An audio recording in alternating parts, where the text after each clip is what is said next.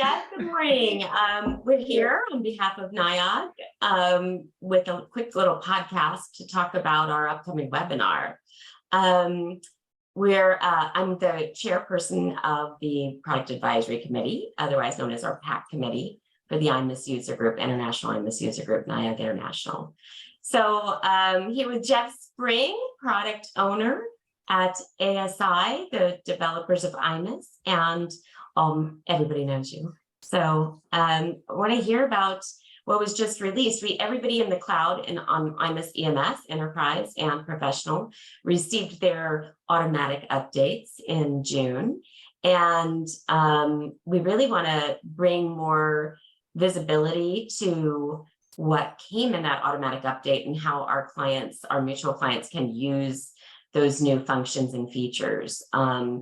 So Jeff, that was a really fast turn. We had an update in May as well. Can you tell us a little bit about your process and what's happening there with May and then June? Yeah, so in the last few months, we've sort of reworked the way that we do our testing before we actually put a release out. So we've always, when we have a target build at the end of a sprint that we're looking to get out as an upgrade for clients, we have a testing process that we go through to make sure that everything is production ready and is good to release in a production environment. And we've sort of rearranged the way that we do that testing, and that's really helped us to turn those upgrades around a lot faster. So it used to be, sometimes there'd be a month or two between the time when we cut the build that wanted to be the release.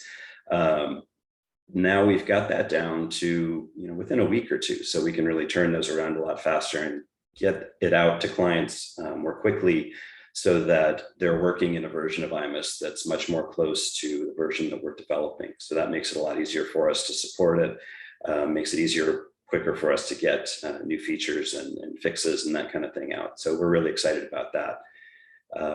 Like you said, we have a release in May that's been out. We had a release in June, and we're also targeting a release for probably early August. So I think now we're talking like 6 weeks in between what we're getting. All the new stuff that we're seeing in sprints is we're having our hands on much quicker. I love it. Yeah, and that's really important because we want to make sure that we keep that upgrade cadence and kind of compress it down so we can get those things out to customers as quickly as we can. Yay! So tell us about what we just got. So whatever they learn on Thursday, August 17th is a Thursday at 1 p.m. is our webinar where we'll do a show and tell, like actually in the software, how to use it, how to implement the stuff that they just released. And maybe even we can squeeze in some tidbits about what's coming in early August, since our webinar is August 17th. So tell us what we just received that people could go back after they see our webinar and start using right away. If they're not already using it, they might already be using it. Yeah, for sure.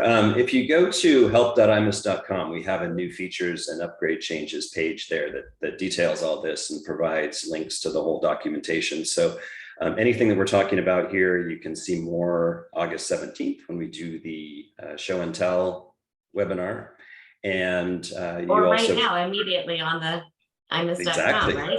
Exactly, yeah. Help.imis.com. So help.imis.com, and you can get the full documentation for everything that we're talking about here. So we want to make it easy for you to find out what we're working on and what's available to you in each upgrade. So the first thing that I want to talk about, iMIS has added a few years ago an advertising module for those clients who manage advertising in print publications, website publications. The advertising module can help you to manage those sales and sell that advertising and then configure what sort of advertising it is. So we've added a few new features there to make that a little bit easier to use. The first of those is the ability to adjust posted media orders. So if you have a media order that's been posted and you need to go back and make a change, maybe they had a last minute change to how they wanted that order to run or something, you can go in and unpost those and you can make adjustments there, and that'll create your credits and debit memos that you need to make those changes to the orders. So that'll make it a lot easier for you to manage and make changes to those media orders as you're working through your cycles. The next thing, a lot of times when companies have they're creating an order within iMIS, Sometimes there might be multiple companies with the same name. And previously, we didn't list out things like the ID number or the city within the advertiser name. So if you were looking for IBC, for example, you had to kind of guess which IBC you wanted to select, which wasn't exactly great. So we added the ID number so you can tell the ID number of the advertiser. And we also added the city, state, and zip as well. So it's really easy now to make sure that you've got the right advertiser when you're creating those media orders. So that's a couple of things that we've done within advertising. So our advertising clients should hopefully be able to take advantage of those right away. And anyone who's interested in advertising, maybe can take advantage of them as well if they were to add it into their system. Exactly, yeah. Little dog bark there, that happens. It happens. It's great. So tell me a little bit more about, so that was the advertising module. A lot of our iMIS clients don't have all the modules. So the ones that do have things like, what did I see that I love? So, source code stuff. Tell me about source code stuff that we now have. Yeah, we've done a little bit of work on source codes. So for years now, you've been able to, in an iMIS communication template, put a link in there that includes a source code. And that's worked well, but we haven't had a UI to allow you to add source codes to other orders. Yeah, sorry about the dog. Okay. So you've always been able to add, for a long time, you've been able to add source codes to communication templates, and a lot of people wanted to use those more frequently without necessarily having a communication attached to that. So what we've done is added within the shopping cart and within the Give and Go, staff people can now just select the source code from a little drop-down list, choose the source code that'll be attached to the order. And then we've also added a query within the Commerce dashboard board so that you can go back and you can take a look at how those source codes have been used. And that'll let you focus on the campaigns that have been effective and ditch the ones that haven't been effective. So it gives you a good way to take a look at how those are working and make sure that you're focusing on the right things as you're doing your marketing. That is fantastic. I know that our clients will be looking forward to using that as some of our legacy clients used to use source codes a lot. So this will be really great for those people that are migrating.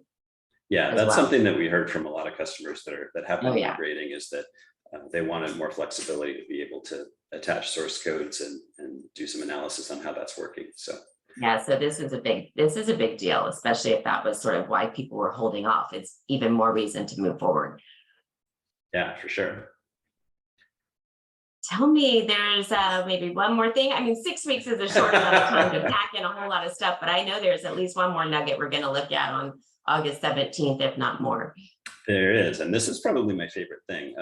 One of the biggest things that we've done, well, it is, I think, the biggest thing that we've done in this release, and that is to add special pricing groups to commerce products. So for years now, we've had the ability to define any kind of pricing group that you want at all for events and event functions. You can use an IQA query to define a group, attach a pricing group to that, so that whatever crazy thing that you want to create a pricing group for, you can do. Any committees, specific positions within a committee, people named Melissa, whatever you want to do to define. Melissa should get special pricing. People named Melissa should get special discounts. For sure, yeah. And so you can create a query to look for everybody named Melissa, and you can assign that as a pricing group to events you've been able to do for a long time. And what we've just added in this release is the ability to add that to commerce products as well. So it works exactly the same. Uses the same pricing groups from events, so you only have to set those up once and you can use them in different places. We've talked about this before probably a few times, but we've also added a facility to make it a lot easier to manage those pricing groups as well. So you can delete the ones that are obsolete. You can change the ones that are there if you need to edit them a little bit, and that sort of stuff. So we're really building out that ability to specifically target your prices to exactly the people who need to get those prices. So that's something that I think that's fantastic. Really, yeah, that is absolutely fantastic, because I know that pricing groups can be based on not just member types or committees or things like that, but queries, IQAs. And with that, we will have the flexibility to basically address any kind of pricing structure. So love it. Yeah. Maybe a chapter is hosting an event and you want to give everybody in that chapter a discount. You can just define a query to do that. Super easy. So exciting. All right. Well, I hope that everybody who's listened to this podcast will come on Thursday, August 17th to, now I've got my phone ringing. Your dog's barking, my phone's ringing.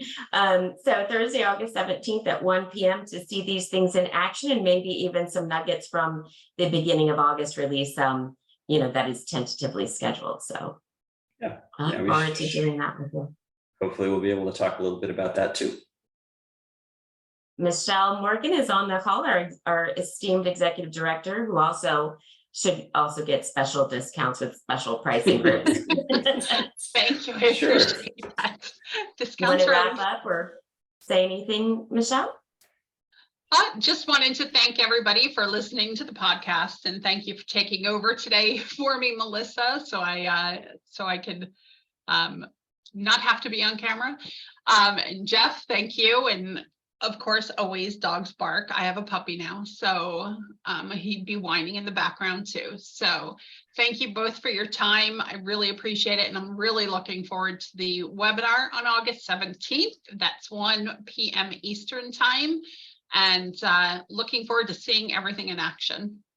Yeah, and our webinar is like a little prelude to the conference the following week. So yes, hopefully people will thank be you able for to join bringing us that there up. too. Yeah, August Yes, 21st we'll be in Chicago, right? Yes, I'm so excited. I can't wait to see everyone and get together and network and, bounce ideas off of other people and talk about, what we're doing with iMIS and, all the things that we're looking forward to presenting in the future. So look forward to seeing everyone there in Chicago. If you haven't signed up already, please do so, or reach out to membership@niag.org and we'd be happy to help you out. All right. Looking forward to it. Thank you all. Thank you, Melissa. Thanks, and Jeff, for everybody. your time. See you. Bye-bye. Bye.